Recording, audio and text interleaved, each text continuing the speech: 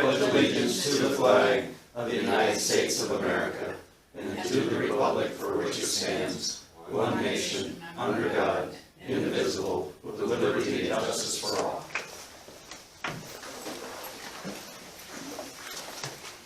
Thank you, everybody, for coming. This is the Mitchell County Board of Supervisors meeting. We are at the Mitchell County Courthouse. It is Tuesday, September 24th, 2019. We have an agenda here before us. Do we have any changes, or if not, do we have any motions to approve? Also move to approve the agenda as is. Barb has made a motion, Stan has seconded. All in favor say aye. Aye. Aye. Approve the minutes of September 17th and the claims. Hopefully everybody got to, Yeah, I already Read read that. them. is there any additions or corrections to last week's So moved. minutes? I'll second that. Stanley has made a motion, Barb has seconded. Roll call, Stanley. Aye. Barb. Aye. Smollett, aye. County Attorney, general discussion. Mark. I have nothing unless you have some questions or anything. I don't think so. I believe everything is going so far. Right. On our other little issue, things look like it's working out. You did want to fly over though a day or two before? Yeah, set for October 5th or 6th, right? 8th, correct? October 8th, so we'll fly it, yeah, 2 days beforehand. Yep. Okay, and Greg will be there at 10 o'clock, so everything should work out, hopefully. All right, Anyways, thank you, Mark. thank you. Yeah, Okay. all right, Sheriff. Good morning. You'll get the hot Excuse me. seat. Good morning, everyone.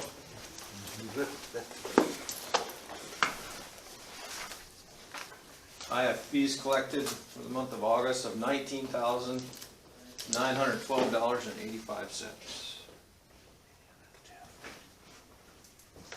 Okay.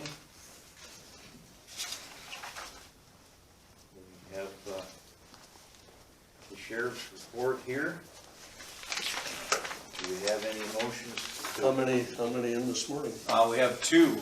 We released 4 yesterday morning, so we have 2 remaining this morning. For,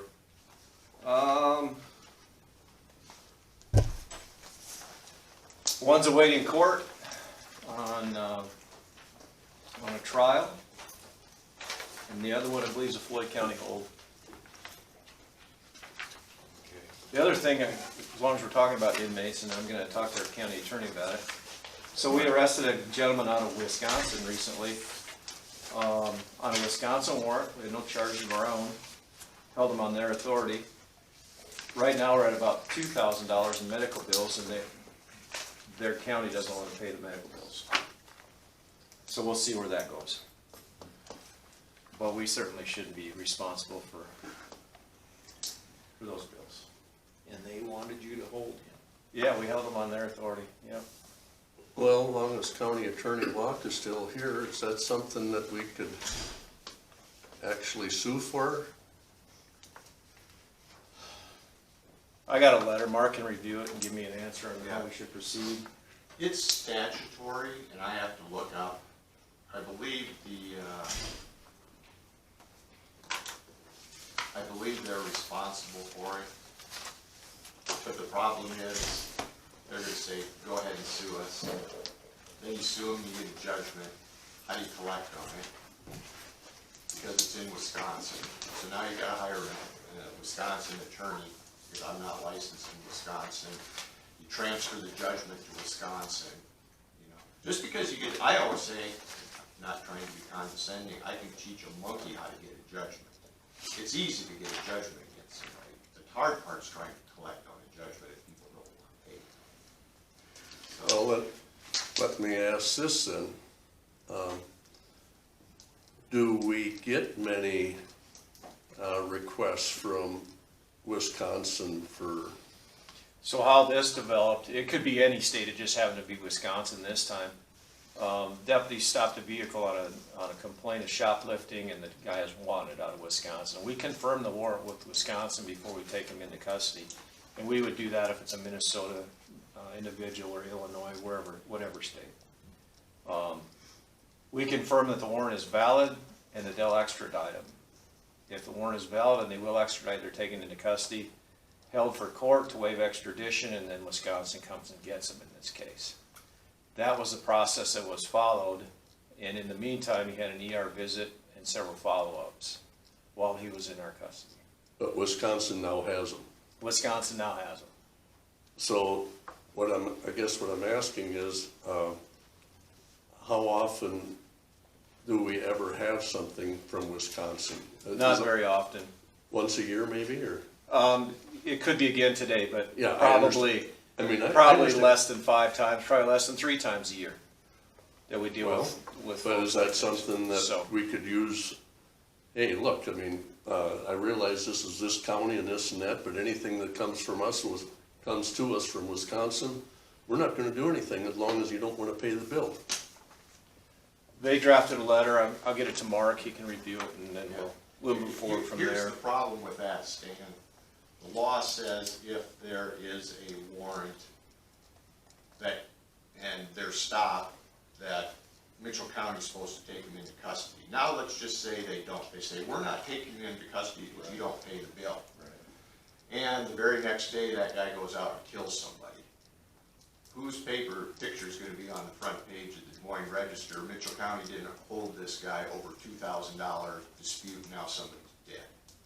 You know, that's the thing you don't wanna get into. It's just too much of a risk not to do it, not to hold it. And if it's like Iowa, you know, maybe Mitchell County has the dispute with this county, and there's 98 counties in Wisconsin. Right, and I the other understand. 98 said, well, we would've paid it, you know, if you'd have held it, we'd have paid it. I just don't think that's a battle we wanna get into. That's my advice as a head. It's just, and I think statutorily, Sheriff Beaver's required to hold them.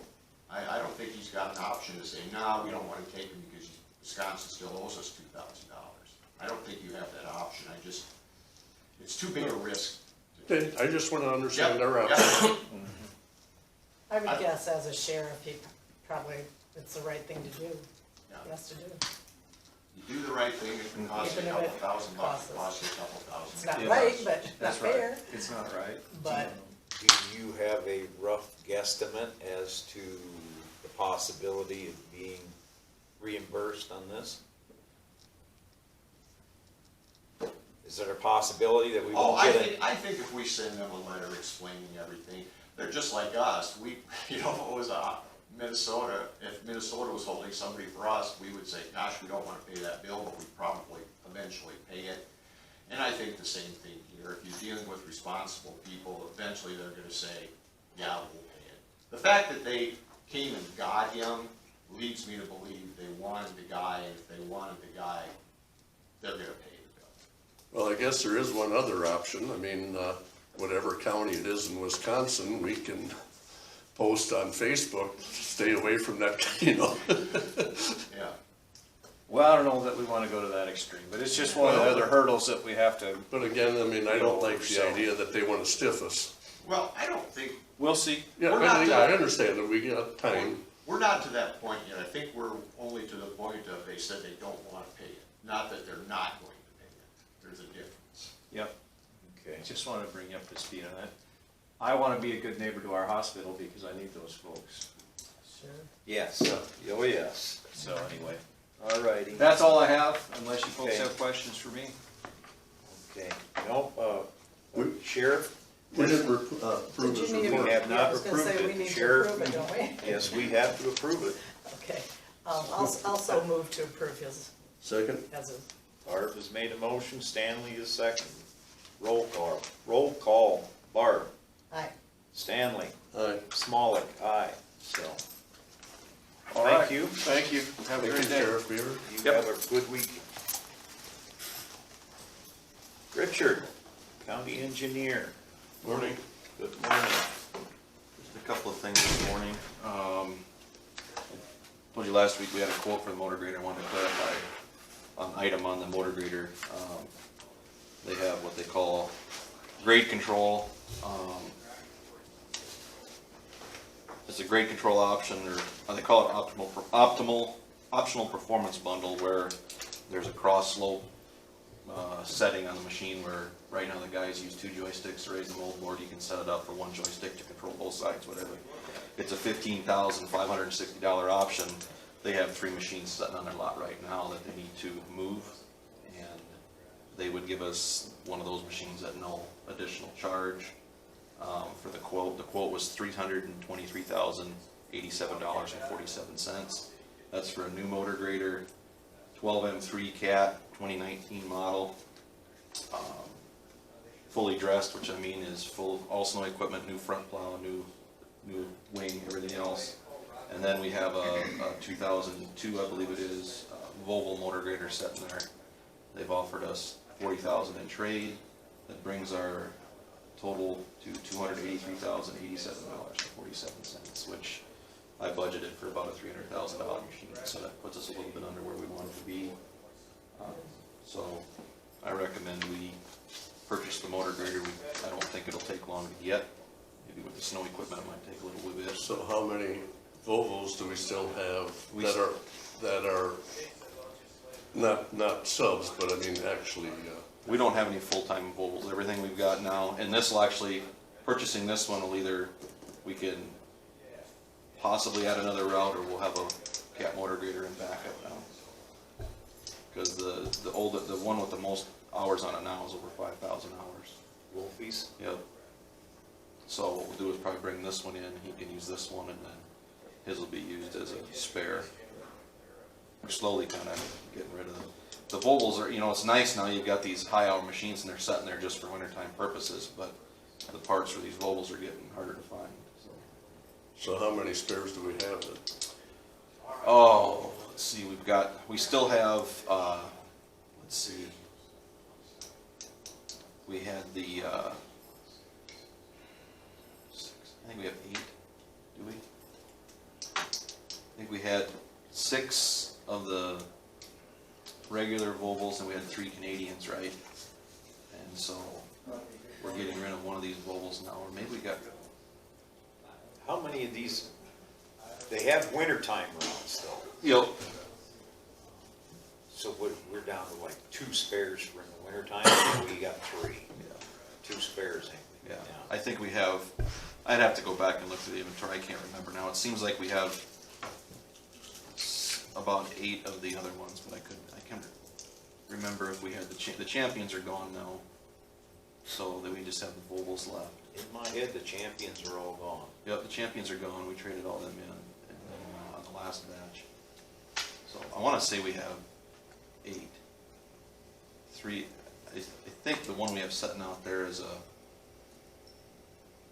I think that's one of the Canadians with the Cummins in it, but, we still have the other Volvos yet, the all-wheel drive ones we still have. So I think we still have 8 yet, after trading this one. So moved. Stanley is. Second, sorry. Okay. Stanley's made the motion, Bart is seconded to approve. Roll call, Stan. Aye. Bart. Aye. Smollett. Aye, so you have the approval to purchase a refrigerator. I know obviously we're looking at other pieces of equipment yet for this year, loaders, different trailer to haul excavators on. I know our old Volvo excavator now is really deteriorating fast. We've got the circle, the rotator underneath the cab that it's got a gear and a motor underneath. It's puking out the hull. Yeah, But I that's said, that mess yeah. underneath there. I went out there and checked on it. It's puking grease out, now it's puking water. We don't know where the water's getting in, but if it comes to be wintertime, we got water setting and stuff, it's not gonna be good. So I don't know how much life is left in that machine, so. That'd be quite a tear down to replace. I don't know if it's worth sticking the money into a tear down for that machine. So if it goes, and we're either looking at down to one machine or renting something, or, I don't know, we need to purchase some. But the other thing that I have here is the certificate of completion for the RISE project. I know this is kind of you guys have approved the final acceptance and everything else, but we didn't have the paperwork for you to sign. So all I really need is a signature for the certificate of completion so I can get it closed out. And then I've got one other form I need to turn in, but I can't do that until I get final reimbursement request. Right now I'm working on a reimbursement request for the engineering.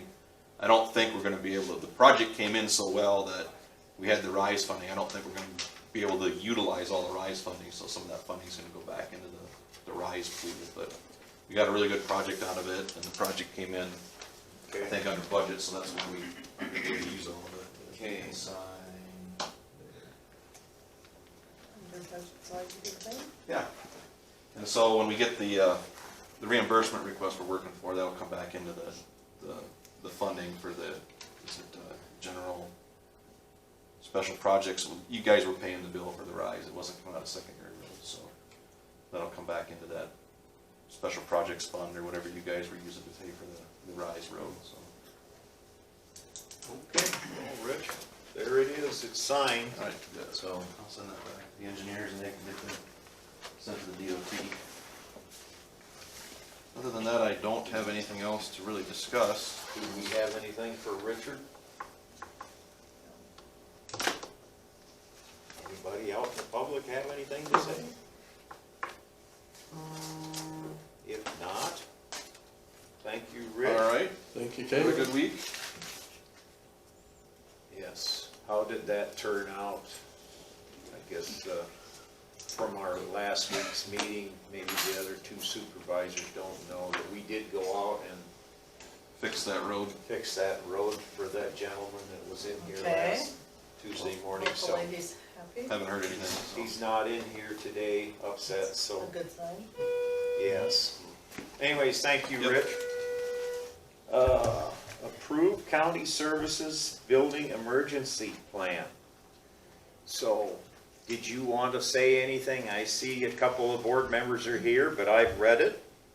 Very understanding. Unless you have a question. And anything that Stephen mentioned, possibly changing the wording a little, I showed him exactly where it's at and he read through it, so. It looks good to me. I don't see an issue. I mean, And Chris is here and has worked on that too. In the past, there have been community plans where all the players get together and have their plans and do some practice. By Iowa code, it asks that you should have some practice run-throughs, some drills and so on, just to be prepared in all public facilities and institutions. And so I'm assuming that will be forthcoming as the plans come into place for this building as well as county, and maybe Chris could address that. Bottom line is just a good practice that everybody, especially over the county services building, there's different agencies involved, that they're all on the same plan, and that, you know, they understand what the left hand's doing, and they're on the same page as far as how to respond if there were a fire or if there was a tornado, where to go, what to do. I wasn't in town when the tornado sirens went off, was that just last week, or was anything, did anybody do anything? Well, I think they went on lockdown, from my understanding, at the county services building. So I was out spotting, so They went into the interior room, safe room. I think one concern is that they are not always aware of who else is in the building, and so to be safe and everybody on the same page, as you said, it would be helpful to have awareness of who is in there, particularly for a fire or any emergency, so the other agencies know the plan and that they're familiar with who's going to be in charge or calling that at that point. So I think that would be a point to, I know there's been changes on and off, but communication with Laura Hughesman, so she knows as the leader of that agency who is in the building, so they can be sure that they are also safe and following the emergency plan. Jolene, we don't know from day to day who's in there because they're very, very part-time. Okay. And I talked with Laura about it, and my understanding, at least last time I talked to her, was that she would just, it's not that big a building, that she would just do a run to make sure everybody Well, was that's aware. fine for a tornado, but if there's a fire, Yeah. Well, and I mean, just an I idea think of they what all agents need to have the copy of this Yeah. plan. Right, It's in the right. plans. and they do, she's talked to Ashley and. Yeah, and I think, you know, another thought would be to have kind of a sign-in. So when people are in the building, somebody else is aware that they are using some of those offices because they're on the other side of the building and unaware of other groups that are there. So just a communication, I think, to be helpful for everyone in that building.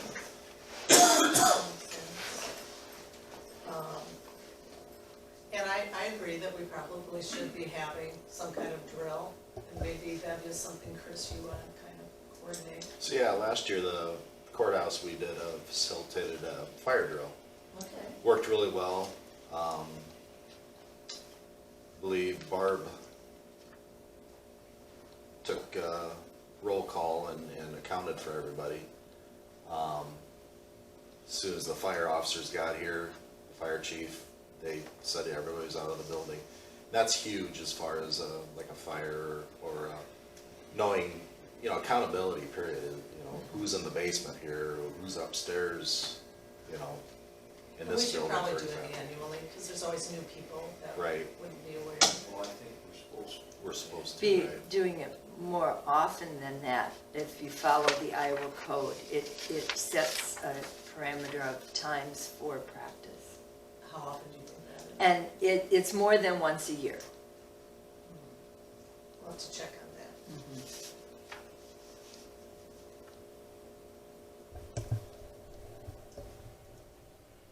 A few minutes out of the year is good practice. Yeah, it isn't like it Good takes up insurance. a whole day, it only takes minutes. If you're not testing what you're drilling in our heads, and maybe there is a flaw in the plan that we need to address, and that's a good way of doing it. Yep. Finding out. That might find it. There is one thing though, for different scenarios or for different issues, you have different outcomes. Right. But Right, practice just one for fire a and tornado or one for a Both fire opposite. or one for a shooter. Just to see, but in all reality, in the real, if it was to occur, no matter how hard we would practice, Sure. there can always be a different outcome. Anyways, yes, that would be something, Chris, if you'd kind of help coordinate on Let that. us know some dates. Perfect. Anyways, we have to approve this plan. Yeah, I'll so moved that we adopt this most current emergency action plan. Second? Barb has made a motion, Stanley has seconded it, roll call, We have a sheet to sign too. Aye. Barb, Stan, Aye. and Smolik, aye, so it is approved. How come you went so far down? I like I Bob. just am, I always figure you're the chair, so you should be up high.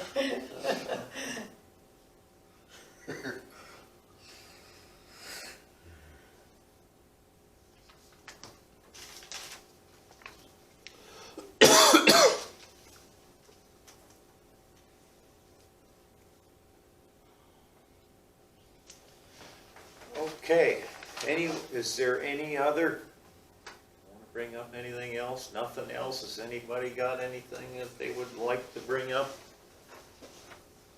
on this issue? If not, thank you. We will move on to number 7, approve the fireworks permit. And this is for Eric Unken.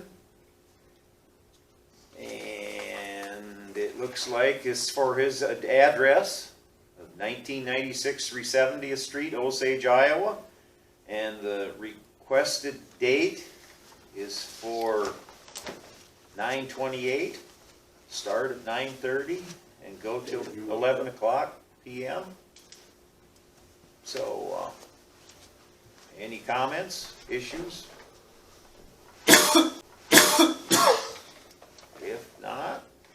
don't see an issue here or any reason why we would wanna say not sign it, so, Yeah, also move to approve it. Second? Barb has made a motion, Stanley is seconded, roll call, Barb, Aye. Stan, Aye. Smolik, aye, this has been approved. Oh, we'll sign that one. We got two, just one.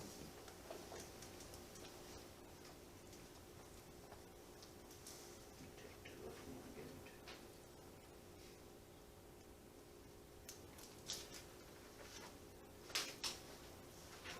Moving on. And I don't see Sam, so Betty, do you have any ideas if Sam's coming?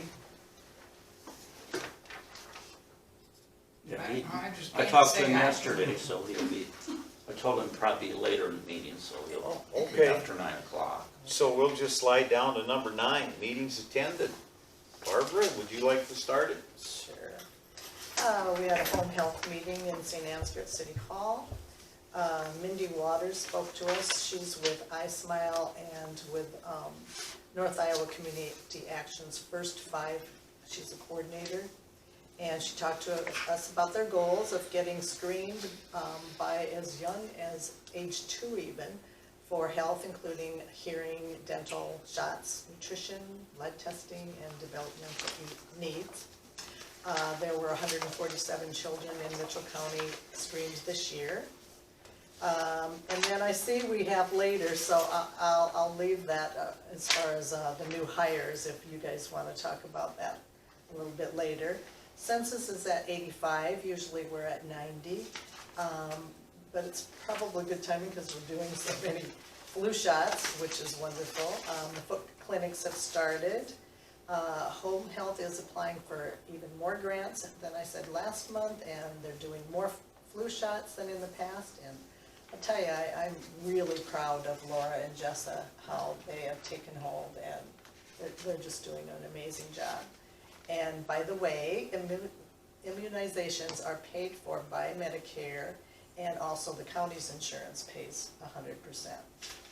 They said they were here today. And we What's get that? our I think shot. they're here today to do Yes. flu We shots. get our shot Yes. right over here Yes. later on, Yep. so. DNR conferences were held this year in Muscatine, and I was fortunate to be the first supervisor since Adam, Shirley, our director, came to us like 8 years ago. We had learning sessions while on the riverboat on the Mississippi involving history of locks, dams, fish, the river, and of most interest to me was one about the importance of mussels in our environment, which is another plus that we can achieve when we do that Otrano project. We also learned about snakes and turtles, and we saw cabins and restrooms and campgrounds, the type of thing that Adam has to look at and research for what he wants when he's redoing these campgrounds. And there was a good devotion by Conservation Board members Ted Funk and then Lori King, who's also at our landfill. They came, and I really have such, after going to this, such high esteem for Adam. He's held in high esteem even by a lot of other conservationists. It was really nice to hear. And let's see, conservation has a huge impact on our economic growth, quality of life, and healthy lifestyles, and with generating jobs. I see ISAC, and I don't know if we want to do anything with this, is asking for 2 reps to serve on a steering committee to help organize next May's Stepping Up Conference. It involves a couple hours a month. The problem for us, it's probably also far away. They need to know by Friday if a supervisor or a sheriff or a county attorney or even the auditor wants to serve on it. So I just thought I'd put that out there.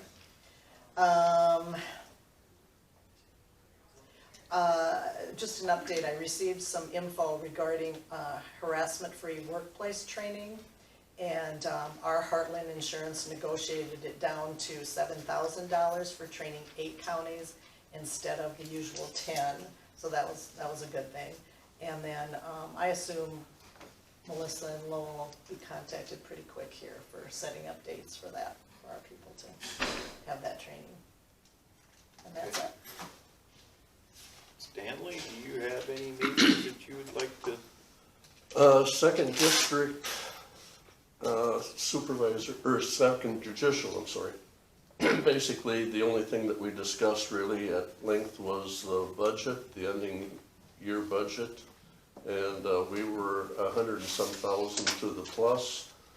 We had a carryover a year before of 300 and some thousand, so we ended up with a carryover of almost 400,000, which a lot of it's gonna have to go to salary increases this year, because the state again approved a 2.5%, but they don't approve of giving us any more money.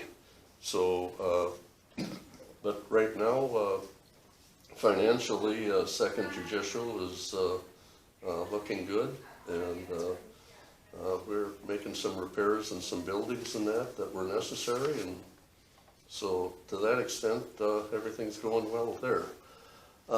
I did have a phone conversation with the DNR here last Wednesday concerning the possible grant for tearing down the county care building. And it was good to go through it with them, and one of the items that on the grant was what is the population if the city was going to apply, and what is the population if the county was going to apply. And I was thinking that they either wanted the total county population or just the rural part, and what he really wanted was the closest city, what the population is, and that was Osage, so that we are under the 5,000 that we can apply for the grant. And so we walked through basically the grant that I will try to get some of the paperwork done in the next couple of weeks, and then I'll try to go through it with them again. And Steve has been helping me with locating people to make a estimate on what it's going to cost for Crushing. for asbestos removal. And so we got that going. And I've been getting the information from all the people that have removed stuff from out of the building. You know, recycling is our plus for our grant, so Right.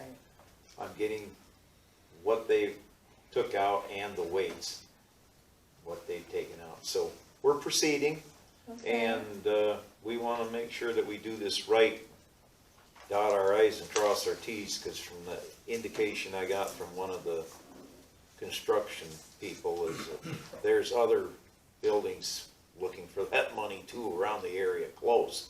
So we want to do it right the first time. And my offer still goes to help if you need any help with that grant. Will we all look at the grant before you send it in? well, we can. I mean, like I say, If you I'll wouldn't try mind, to. I'd like to look at it. Well, and I'll be having more phone conversations with them. I mean, we can all be in the office because I'll put it on speakerphone. Okay. Because like I say, I'm on the computer trying to make, Sure. and so the speakerphone's on behind me. And if you actually want to help on that, Barb, one of the things that we can use a letter from the Osage City Council that basically that they support utilizing this grant in order to demolish the building. So if we can get a letter of support from the Osage City Council, why, Okay. okay? And can I see their actual criteria or how they worded it as far as there's just I mean, a he sentence just they told me used? that verbally. Oh, okay, nothing in writing, all No. right. Okay. That's your meetings then, Stan? That is my meeting. But as long as we're on this subject, if we can quick, how did your meeting, Betty, come along with Scott?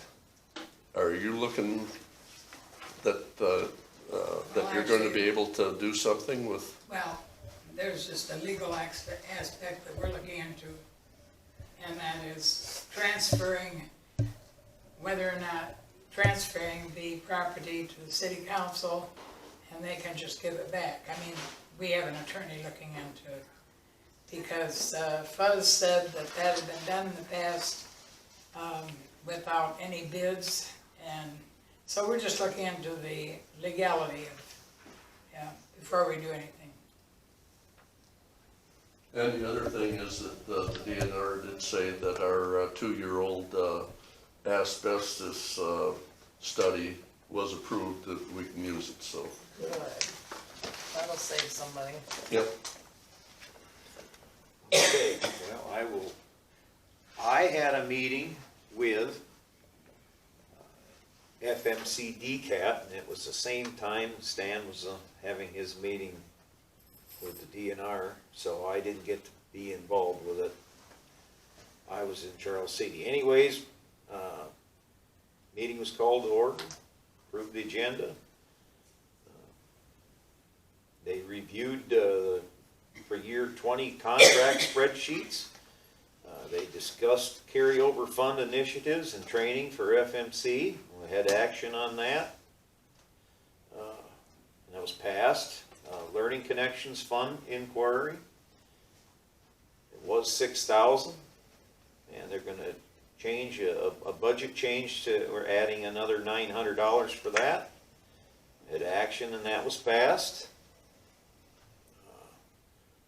Contracts that could increase in funds, and for LSI we have a $10,000 what we have for them. They wanted to raise that to $25,000. The motion is made, and that was passed.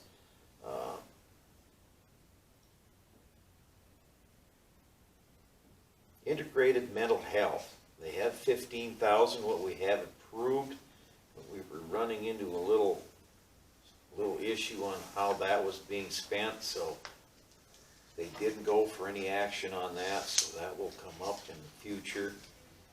And also discuss that there's no mentoring coordinator in Floyd County, and there isn't a mentoring coordinator in Chickasaw County.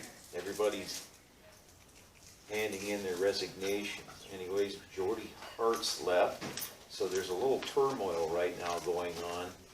So, Who's considered the mentor for Mitchell County? Do you know? they kind of do it themselves here in Mitchell County, which is, I'm not for sure on Mitchell County's, but there's some things that Mitchell County does differently, and I don't understand that. But anyways, that was that meeting, and I had a short meeting at Valent the other day. What was discussed was that they're cleaning and jetting lines from Valent to the city, something they did 4 months ago, and that's quite expensive. They have 2 different companies doing it this time, Pops and Visu Sewer Incorporated is working on that. And for the next week, or this week I should say, they're going to haul sludge, so we might smell something here this week, providing the weather holds. I was just tapping nothing for autumn artistry. Well, they try That was and make sure that they're not doing something when Osage has got activities going good. on. So, you know, they're working with us, and then we all have to admit that it isn't nearly as strong as it's been in the past. So, they are trying, they are working, they're getting some of the odor knocked off. I don't hardly notice it. Somebody has to bring it to my attention before I notice it. But when they're doing that, Oh, I noticed it. when they're moving that sludge and you get that dead hog smell, I understand, I smell that. Anyways, that was my meetings. Moving on, Clerk of Court report for August. Stacy Olson, Clerk of Court, above county name state, which is Mitchell County, certifies the following is true and correct. Statement of fees collected by me in my office for the month ending August 31st, 2019. Attorney fees, 0. Surcharge fees, $132.65. Sheriff fees and infractions, $46.76. Reimbursement, $58.50. Postage, nothing. Fines, $2,020.50. Driving, no proof of insurance, $93.75, and the county surcharge at 5%, to $212.50, and that is a total of $2,564.66. So noted. Correct, Stan? So noted? Mm-hmm. So, anyways, moving on, we have a new hire for Home Health, Public Health Department. And it's dated September 4th to Mitchell County Auditor. New hire, Mitchell County Home Health and Public Health, Molly Burkholder, RN, has been hired full-time, 30 hours per week. Effective date, October 7th, 2019. Her starting wage will be $27 per hour. And it's signed Laura Huesman, interim administrator. And I hear she likes to work with children and she's great with immunizations. Good, maybe she'll give me my shot in a few minutes. Anyways, moving on, hey, we'll make you get a shot too, Can I Randy. add one thing there? They also have a new aide, Allison Fox. And Okay. they're very happy with both of these gals. I didn't know about that. Okay, thank you. I don't know if she started yet. She Allison has. Okay. Okay. And moving on to public comments. Anybody have any public comment? I have a question. Did we hear back from Jane Bloomingdale? As far Not as, yet. okay, Yeah. because that's. So, yes, Betty? Well, I have a question, if you ever did anything with the Stacyville daycare? As far as. What are you asking? What we did? We gave them X amount of dollars and they spent X amount of dollars. Okay. Or what was the recent one? Was that St. Ansgar that asked for money? They haven't asked for money. Oh, okay. I just remember saying something on that, and I wondered how it came out. No, they haven't asked for Okay. anything yet. They plan on asking for some. Well, I was gonna say, you know, I would hope that, I think it started a precedent when money was given to Osage, so I think in all fairness, that the board ought to, agree to helping the other ones out, so, you know, what's fair is fair. Any other comment? Well, and we do have $37 million of uncommitted TIF monies, I mean, to use over the next 20-year period, which calculates to be $1,850,000 a year. And if we're not going to use it, basically we're giving it back to the state of Iowa. And to me, this is, I mean, our financial advisor, how many times Jeff Heil says you totally want to utilize, take it piece by piece, but when the 20 years are up, you want to be able to have utilized all of it. And so when we have good projects, we ought to be. Well, you know, I just see that there are people in the school district that transfer out to another district, you know, and some transfer in from others. So actually, you're probably getting residents from other cities that are going into other school districts. And daycare is so very important to everybody. And I guess I'd just like to have it be a unanimous thing with the board that there would be support for these kind of things. I really do, you know.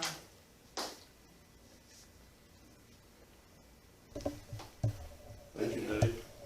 Any other comment?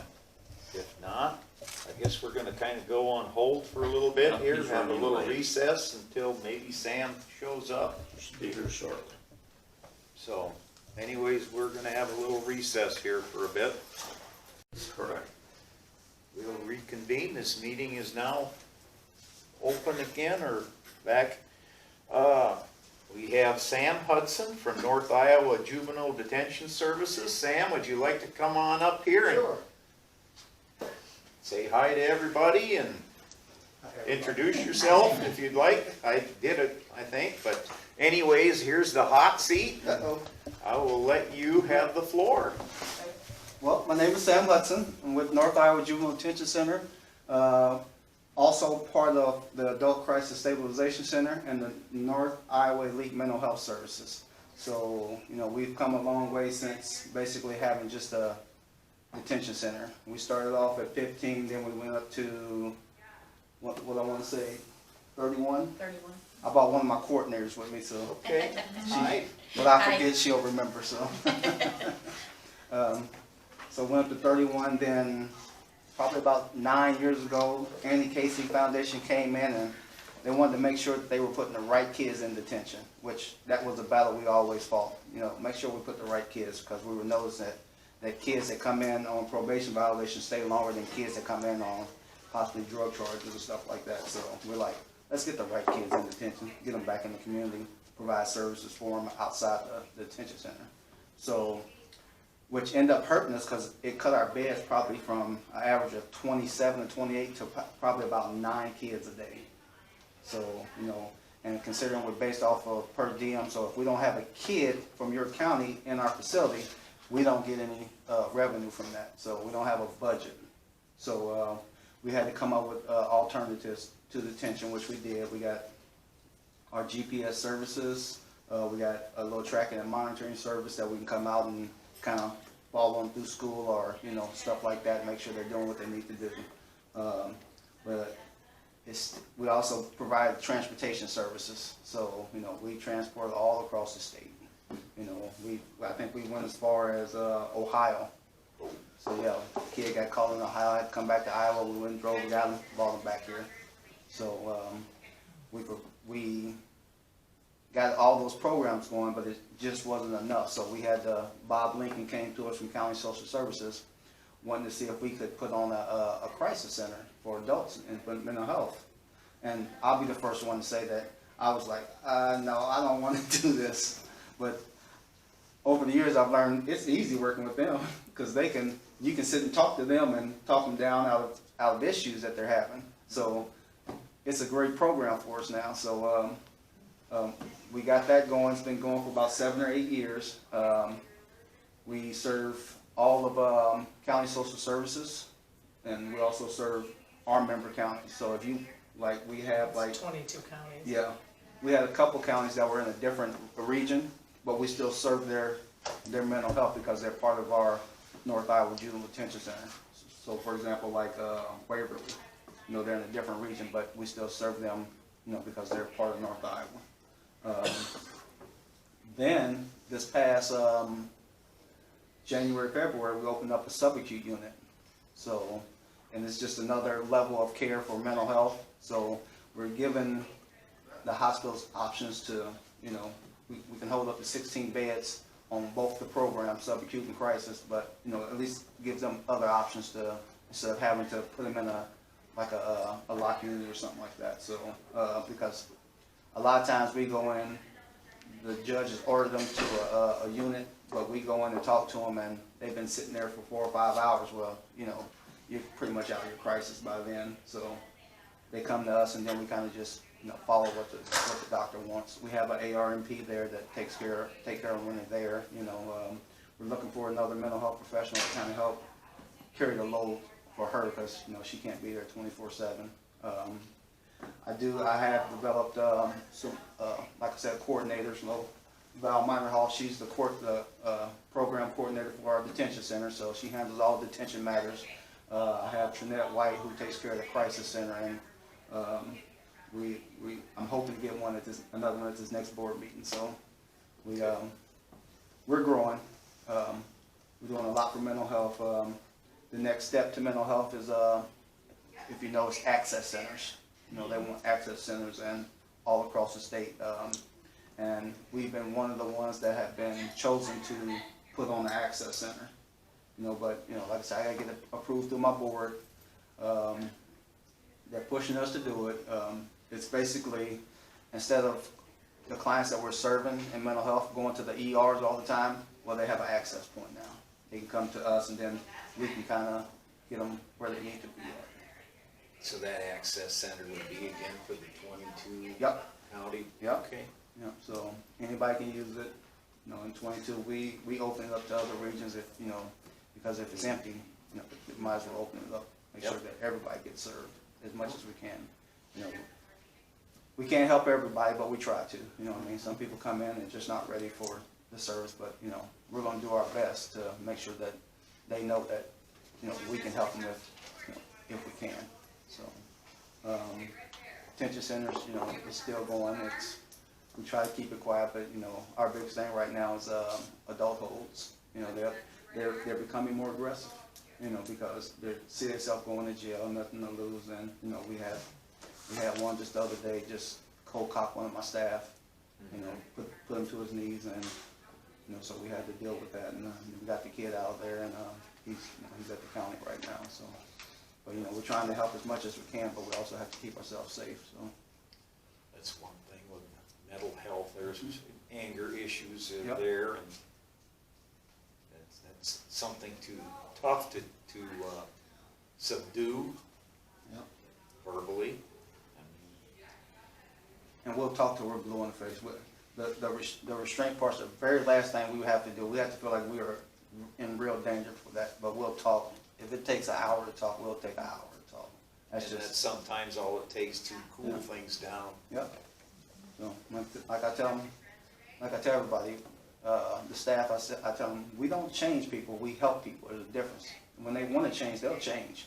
You know what I mean? Whether they're a kid or an adult, they'll change when they're ready to change. We got to get them to see the light. That's basically what our job is. So, you know, we would like everybody to come out there, you know, 100% change, but let's be real, it's just not going to happen. You know, but, you know, we strive to make sure that it does happen. You know, can't guarantee it. So. I had a tour, the last meeting you had was my first meeting. Yeah. And I got a tour of the building, and your staff showed me around. It's quite a large facility, and everybody seemed to be in good spirits. Yeah. Did you hear a lot of noise there? No, you did No, not. you did not. Even in that room where they were playing basketball, you know, things were toned down, tame. That's Everybody was in a good mood and happy.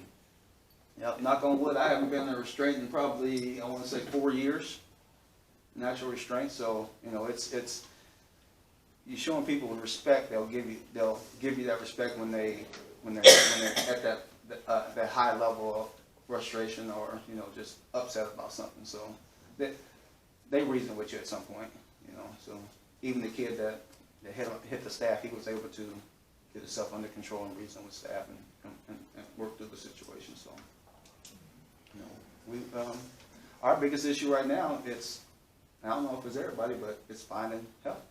You know, we put ads in the paper. It's everybody. Yeah, we put ads in the papers, and no one wants to work in that field. I don't know why. You know, it's for me, it comes easy. You know, everybody, like I tell everybody, God gives everybody a gift. It's up to you to figure out what that gift is to work. I found my gift. My gift is working with people, you know, and talking and working with people. It just comes easy. It comes natural to me, you know. I was gonna say, it comes natural to you. Yeah. So it's just I like, can tell that. that's my gift. And like I said, once you find your gift, it's up to you rather than how bad you want to pursue that gift, because it's rewards at the end. And, you know, my reward is, I started here. It's funny, my story, when I first started at detention, they didn't hire me. So they told me I needed experience. Well, I came from Upper Iowa University, and I'm like, well, how can I get experience when I'm in college? So instead of giving up, I went and got experience. 2 years later, they called me to come work for them. And I'm like, you guys don't even remember me. So, you know, then they hired me part-time, and I went from part-time to full-time, full-time to, a shift supervisor, then facility supervisor, then assistant director now, in a position to be director, so. It's my career, so. I've helped build this place for 26 years, you know, Val's been there for 29 years, so. She was my partner for a long time, so. We kind of built this together, and we're gonna continue going until, you know, we retire, so. Any questions for Sam? No, but social media is gonna continue to be really one of our bigger problems, that there are outside forces that are working hard to try to divide us at all kinds of levels. And it's going to be more and more difficult for people like you to, like you say, that some of these people have a lot of talent. Yep. And how to, like I say, really keep the pot stirred and Yeah, no, it's gonna be quite a challenge. Oh, yeah, it's gonna be a challenge, you know, we're gonna do our best to make sure that the clients we are serving are taken care of. So that's number one priority. Like I tell Seth, I don't care if it's 3 o'clock in the morning, they have an issue, you better address that issue. I don't care about the cleaning and none of that stuff. That stuff comes secondary. Our clients are number one, so. Does anybody out in the public have anything? Any questions for Sam? Sam, I think it would be helpful, I'm a retired school nurse, I think it would be helpful to inform the high school counselors within those counties, as well as the school nurses that work with them. We were always sending people to the access center at the hospital, and I just wanted to be sure that they're aware of those changes, because it was utilized, and maybe if they're familiar with that, they will utilize those services more. Okay. Well, Sam, I thank you for coming, Oh, no problem. Appreciate it. giving your presentation. Gives, you know, it isn't very often that the press news isn't here, and it's just too bad that Yeah, she they're would always not have there. been here to heard, you know. This would have been something good for our paper. Unfortunately, the press didn't get here, but thank you, Sam, for driving up here and giving us a presentation. Absolutely. We'll have a board meeting coming up soon, won't we? Yep, it's on the 18th next month. Okay, October 18th. Yep. I'll be waiting for that off the computer, and thank you, Sam. All right, well, thank you.